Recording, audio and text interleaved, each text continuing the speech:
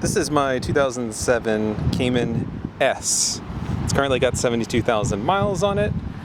I've owned the car for about 5 years now and have used it pretty much exclusively for track days with the local PCA here in the Lone Star region in Texas. A couple things about the car. First off, things I've upgraded on the car. Up front and in the rear for the rotors, I have put Stoptech slotted rotors and currently run Ferodo DS1.11 brake pads on them. I get a lot of life with those, and I switched from the cross-drilled rotors to the slotted rotors in order to kind of prolong the life of the rotors and prevent cracking between those. As you can see on the front and on the rear, both are slotted. Next is the suspension on the car. If you see, it does sit lower than a standard 2007 Cayman S. It has Bilstein PSS9 coilovers all around the car. It's currently set up pretty aggressively in terms of ride height. As you can see, it can go lower and it can go higher, and it's fully customizable. You can also customize the rebound and dampening on the shock towers as well. After that, other things I've done to the car have been safety related. On the interior, we have some Sparco Evo II US seats, along with Cheroth 6-point harnesses and a Heigo Roll Bar that also serves as a harness mount as well. The steering wheel I changed out for a Sparco steering wheel, quick with a release hub to take off the steering wheel for easier ingress and egress out of the vehicle. In terms of exhaust, we have a Borla catback exhaust. I did not do it for performance reasons, I did it for sound reasons, so you can make sure you hear the exhaust when wearing a helmet on the track, amongst other cars. There is no droning in the car if driven on the street. And in addition, it is not too loud or obnoxious in any way, shape, or form. In addition, I'm going to try to, underneath the car, one of the weak points on the 2007 Cayman S for the track is power steering. Underneath the car, somewhere in this region here, and I can't quite get the camera underneath to show you, there's a power steering cooler which eliminates the overheating of the power steering fluid, which can cause the power steering pump to whine after extended use on the track. Ever since I put this cooler on, any kind of whine on the pump has disappeared completely, and I've had the car in some very hot conditions down here in the Texas heat on the track. If we go into the interior of the vehicle, you can see the Sparcos as I showed, or I talked about before, both driver and passengers. And then the steering wheel is a Sparco steering wheel, as I said. Everything on the interior is still stock from the radio, which still works. 6-speed manual gearbox. Another addition I have made to the vehicle is right here, a switch with a light for the Accusump. Effectively, what an Accusump does is any indication of low oil pressure on the engine, the Accusump will insert more oil into the system to maintain pressure until the event causing low oil pressure passes. In the event that there is a low oil situation, that red light will illuminate, and that dictates that the Accusump is working.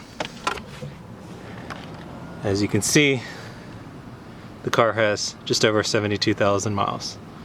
I bought the car somewhere around 65,000 miles or so. And I've owned it for, like I said, about 5 years, so not many miles. If we go around the back, you can see the Accusump. I believe it's a 2.5 quart system. This is the electronic valve that will release the Accusump. It effectively acts as a big syringe. As the oil pressure in the engine is sufficient, the syringe will fill up with oil. If the engine oil pressure drops below 35 psi, the syringe will basically squeeze the oil that's currently in the sump into the engine to maintain pressure. This pass-through line is hooked up basically down below the engine to where the oil filter pickup is. It also has a pressure gauge to show you the current pressure of the oil that's currently in the Accusump right now. It usually sits and idles at around 90 psi. Excuse my chair. Here's more image, or a closer image, of the Heigo Roll Bar. This roll bar comes from Germany directly, and it's also what Porsche factory uses on a lot of their vehicles when they put full cage applications.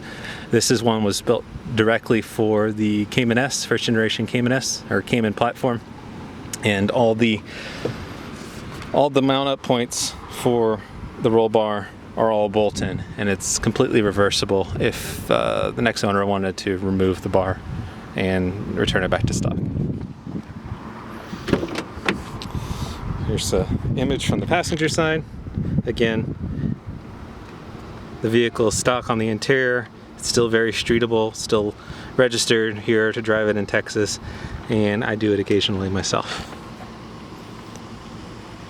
As you can see, the passenger seat has minimal wear from minimal use, and the driver's seat is also in very good condition.